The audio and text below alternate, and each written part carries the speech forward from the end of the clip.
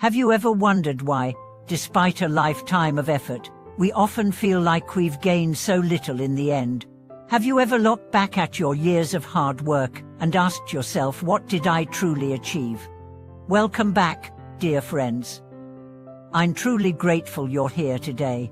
In this episode, we are going to delve into a question that haunts nearly every soul at some point in life. Why is it that we run, strive, climb, and hustle, yet in the end, we seem to leave with nothing? And more importantly, what insight did the Buddha offer that can liberate us from this heartbreaking cycle? We are born into a world that encourages pursuit.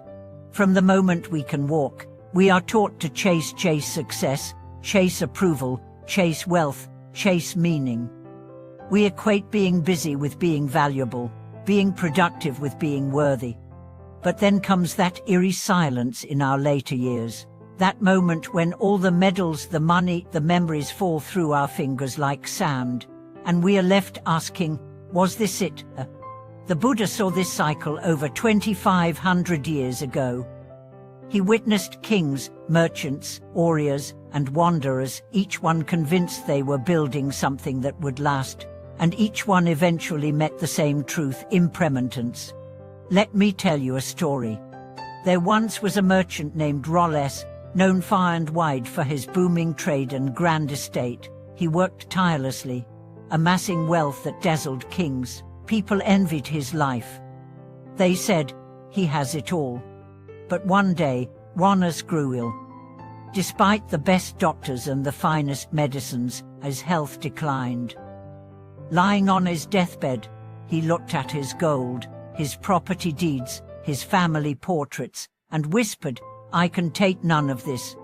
His wealth could not buy him more time. His influence could not comfort his soul. At that moment, his youngest son leaned close and said, "Father, you gave us everything except peace." These words pierced deeper than any illness ever could. This story isn't just about Rolles, it's about us.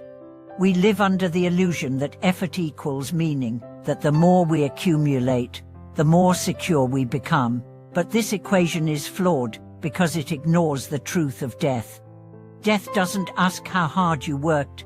It doesn't count your promotions, your bank balance, or your followers. It only asks, did you wake up? Did you live in truth? Did you love without condition? Did you find the courage to let go? The Buddha gave us a framework for this. He said, all compounded things are impermanent. Work out your liberation with diligence. He didn't say don't work. He didn't say reject effort. But he said to him that effort inward, not just outward. There's another powerful analogy often shared in Buddhist teachings. Imagine you spend your life building a grand castle on the shore. Day after day, you add stones, decorate the walls, paint the doors. It stands tall and proud, but the tide comes in. Slowly, it erodes the foundation. The waves grow stronger, and one night, it all collapses into the sea. Now imagine if instead, you had spent those years building a raft not as glamorous, but sturdy. A vessel not to show, but to cross. This is the difference between building for this world and preparing for the next. The raft is your practice. The raft is your clarity, your kindness, your wisdom. These are the only things that stay with you when the tide comes. Let me share another story. A woman named Tara lived an ordinary life, modest job, small apartment, few possessions. She never made headlines, never rose to fame, but she meditated every morning, she volunteered every weekend. She forgave quickly, loved deeply, and asked for nothing. When she passed away, the hospice nurse said something remarkable. She left with a smile, like she was going home. That smile wasn't luck. It was the fruit of a life lived with inner focus. You see, the Buddha didn't ask us to reject the world. He asked us not to be fooled by it. There's a famous quote, "You can own the whole world and still be a beggar inside." So the real question becomes not what have you built, but what have you become? Have you become someone who can face loss with grace? Have you become someone who doesn't collapse when identity is stripped away? Have you become someone who knows how to sit with themselves in silence? These are the true achievements. They don't earn applause. They don't make you rich, but they make you free. And freedom, my friends, is the only thing you can carry with you beyond the grave. So how do we live in this world without being trapped by it? Start by shifting your intention. When you work, let it be service, not self-glory. When you strive, let it be for growth, not greed. When you love, let it be pure, not possessive. This is the path. Not to renounce effort, but to realign effort.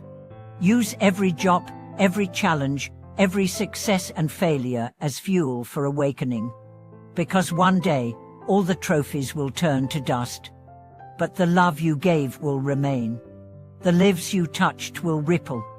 And the truth you embodied will echo beyond time. Let me close with this reflection. I once asked a monk what it meant to live a successful life. He smiled gently and said, "The successful life is one where, at the end, you can look back and see not what you gained, but what you gave away." Think about that. What are you willing to give away? Not just money or time, but pride, fear, resentment. Because the less you carry, the more freely you travel. And this journey we are on, it doesn't end in a mansion. It ends in a moment of silence. A final breath. The question is, what will you carry into that moment? Thank you for watching this video. I'd love to hear your thoughts. What are you letting go of? What are you choosing to carry from this moment forward? Leave a comment and let's continue the conversation. And as always, don't forget to like, subscribe, and share if this message touched your heart. May you live deeply, love fully, and walk lightly. Until next time.